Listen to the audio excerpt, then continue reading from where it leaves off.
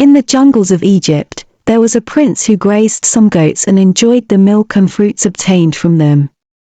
He was a prince, but he lacked the pride of royalty or the desire for power. Instead, he lived a simple life like common people, eating rough food and spending most of his time serving his subjects and remembering God. His noble character was talked about throughout the kingdom. He inherited these qualities from his compassionate father. One day, after hearing about the problems of the common people, the prince ventured into the jungle. Detached from the worldly affairs, he saw a poor woodcutter cutting wood with his donkey nearby. Surprisingly, the woodcutter was talking to the donkey, even though he knew the donkey couldn't understand or respond. Curious, the prince approached and asked the woodcutter, "Oh woodcutter, why do you cry and talk to the donkey in this manner?" The old woodcutter, a humble and compassionate man, began to weep and shared his tale of woe. "I had a son who was blessed with wealth without any effort. He had every luxury, but his pride and arrogance grew so much that he showed no compassion to his poor relatives. In need of some money, my poor relative from another kingdom came seeking help. She spent most of her time in prayer, but my son, blinded by the intoxication of wealth, mistreated her and drove her out of our home.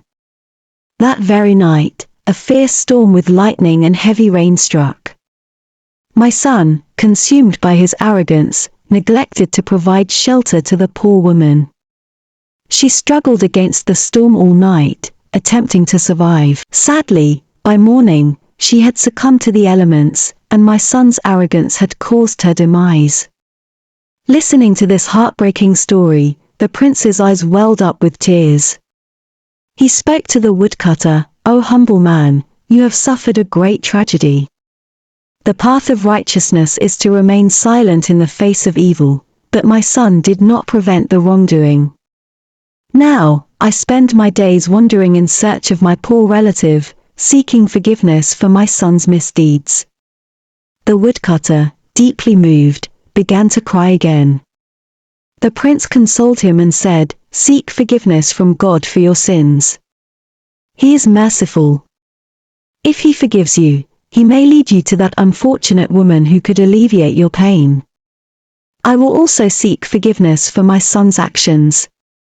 The woodcutter, overwhelmed with remorse, fell to the ground in prostration, begging for forgiveness for his sins. Suddenly, from a distance, the sound of a horse's hooves was heard. A beautiful princess on a white horse appeared, inquiring about the situation. The prince narrated the woodcutter's story, and the princess, moved to tears, dismounted her horse. "I am the same girl whose mother used to come to your door. Your son's arrogance deprived me of my mother's life. All night, in the midst of the storm, I struggled to survive. By morning, I was left alone, and your son's neglect led to my mother's demise." The prince, witnessing this reunion, was filled with gratitude and said, "Perhaps it is the result of your mother's prayers that you have been sent to me. Let us forgive each other and move forward." The princess forgave the prince, and they, along with the woodcutter, set out on a journey to seek redemption and serve others, leaving the jungle behind, and so, the father, son, and the princess walked together, striving for a life filled with compassion and forgiveness.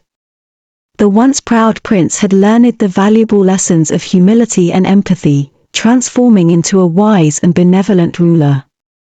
And in this new journey, they embraced the teachings of forgiveness, leaving behind the echoes of a painful past.